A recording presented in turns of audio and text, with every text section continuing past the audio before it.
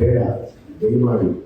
Actually ನಾನು lecturers ನಾನು ತೋರಿಸ್ತೀನಿ ಏನೇನಿದೆ ಅಂತ ಮಾಡ್ತಾ ಇದ್ದೀನಿ. ನಾನು ಹೆಣ್ಣು ಮಕ್ಕಳಿಗೆ ಆಗ್ತಿರೋ ಡ್ರಗ್ಸ್ನ influence to the specially to the college students. ನಿಮ್ಗೆ ಗೊತ್ತಿಲ್ಲ, ಹೊಸ ಒಂದು ಸ್ಪೆಷಲ್ ಡ್ರಗ್ ಬಂದಿದೆ. ನಿಮಗೆ ಇಟ್ಸ್ ಅಬೌಟ್ 10 ರಿಂದ 15 ರೂಪಾಯಿ. ಅಂದರೆ ಈ ಗಂಡು ಮಕ್ಕಳು ಯಾರು ಗಾಂಜಾ ಸೇರ್ತಾ ಇದ್ದಾರೆ, ಅದು ಸಿಗದೆ ಹೋದ್ರೆ ಏನು ಮಾಡ್ತಾರೆ, ಅದು ತುಂಬ ಸ್ಪೆಷಲ್ ಆಗಿ ಬ್ಯಾಂಗ್ಳೂರಲ್ಲಿ ಇಂಟ್ರೊಡ್ಯೂಸ್ ಆಗಿದೆ. ಮೊನ್ನೆ ತ್ರಿಪುರಲ್ಲಿ ನ್ಯೂಸ್ ನೋಡ್ತೀರಲ್ಲ, ಅದೆಲ್ಲ ತ್ರಿಪುರಲ್ಲಿ 1,200 ಜನ ಹೆಣ್ಮಕ್ಳಿಗೆ HIV, 5,000 ಜನ ಗಂಡ್ಮಕ್ಳಿಗೆ HIV because of that drug. ಅಂದ್ರೆ ಒಂದೇ ಸೀರೆನ ಯೂಸ್ ಮಾಡೋದಕ್ಕೆ, not for anything, not for the physical thing, just for using the needles. Please ಇದ್ರ ಬಗ್ಗೆ ಗಮನ ಇರಲಿ. ನಿಮ್ಮ ಸುತ್ತಮುತ್ತ ಎಲ್ಲೇ ನಡೆದ್ರು ದಯಮಾಡಿ ಬಂದು ನಿಮ್ಮ ಲೆಕ್ಚರರ್ಸ್ ಹೇಳಿ, ದ ನಿಯರೆಸ್ಟ್ ಪೊಲೀಸ್ ಸ್ಟೇಷನ್ಗೆ ಹೇಳಿ, ಅಲ್ಲಿಂದ ಮತ್ತೆ ರಿಹ್ಯಾಬ್ ಸೆಂಟರ್ಗಳಿಗೆ ಸೇರಿಸಿ. ತುಂಬಾ ಸೀರಿಯಸ್ ಆಗಿ ಓಡಾಡ್ತಾ ಇದೆ ನಿಜವಾಗ್ಲು. ಆ ಮನಸ್ಸಿಗೆ ಬೇಜಾರಾಗಿ this is just too attractive. ಅವನು ಯಾಕೆ ಅವನು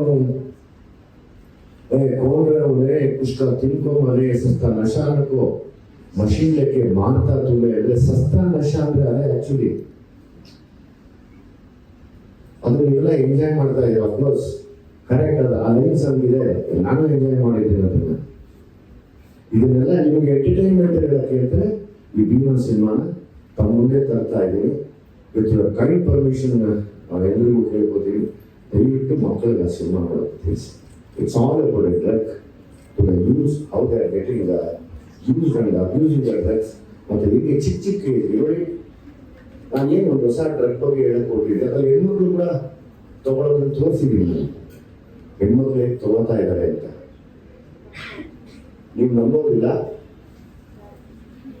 ಒಂದು ಹೆಣ್ಣು ತೀರ್ಕೊಂಡಿದೆ, ಪೇರೆಂಟ್ಸ್ನ ಕೇಳಿದೆ, ಅವ್ರು they are not ready to command out. ನನಗೆ command tell to the media ನಾನು ಹೇಳಿದ್ರೆ ಸರ್ ಇದನ್ನ ನನಗೆ ಇಷ್ಟ ಇಲ್ಲ ಅಂತಿದ್ದಾರೆ. ನಿಮಗೆ ಕೈ ಮುಗಿದು ಕೇಳ್ಕೊತಾ ಇದ್ದೀನಿ, 26 ರಿಂದ 28 ವರ್ಷದ ಮೇಲೆ ಗಂಡುಗಳಾಗಲಿ ಹೆಣ್ಮಕ್ಳಾಗಲಿ ಬದುಕೋದಿಲ್ಲ. ಇವ್ರು ಯಾರು ಬದುಕೋದಿಲ್ಲ. ಯಾವುದು ನಾವು ಏನು ಡ್ರಗ್ ಓಡಾಡ್ತಾ ಇದ್ದ ಬ್ಯಾಂಗ್ಳೂರಲ್ಲಿ ಅದನ್ನ ತೋರಿಸಿದ್ವಿ. ಆಮೇಲೆ ನಿಮಗೆ ಗೊತ್ತಾಗುತ್ತೆ ಏನಕ್ಕೆ ಇದನ್ನ ಪರ್ಪಸ್ಫುಲಿ ಕಾಲೇಜಿಗೆ ಬಂದು ಪ್ರಮೋಟ್ ಮಾಡೋದು ಅಂತ. ಸೊ ಆ ವಿಷಯದಲ್ಲಿ ನನ್ನ ಜೊತೆ ನಾವು ಇಬ್ಬರು ಮಾತಾಡೋದು, ಕೈ ಮಿಸ್ ಮಾಡೋದು ಅಲ್ಲ. ನೀವು ಹೆಣ್ಮಕ್ಳು ಧೈರ್ಯವಾಗಿ ಮಾತಾಡ್ತಾ ಹೋದ್ರೆ ನೀವು ಬರುವಂತ ಯಾವುದೇ ಪ್ರಾಬ್ಲಮ್ ಎದುರಿಸಕ್ ಆಗೋದಿಲ್ಲ. ಜ್ಞಾಪಕ ಇಟ್ಕೊಳ್ಳಿ. ಧೈರ್ಯವಾಗಿ ಮಾತಾಡಬಾರ್ದು ಅನ್ನೋದು ಏನು ರೂಲ್ಸ್ ಇಲ್ಲ. ಅದು ಯಾರೇ ಆಗೋಗ್ಲಿ ಧೈರ್ಯವಾಗಿ ಮಾತಾಡೋದು. ಫಸ್ಟ್ ಅದನ್ನು ತಂದ್ಕೊಳ್ಳಿ ಲೈಫಲ್ಲಿ.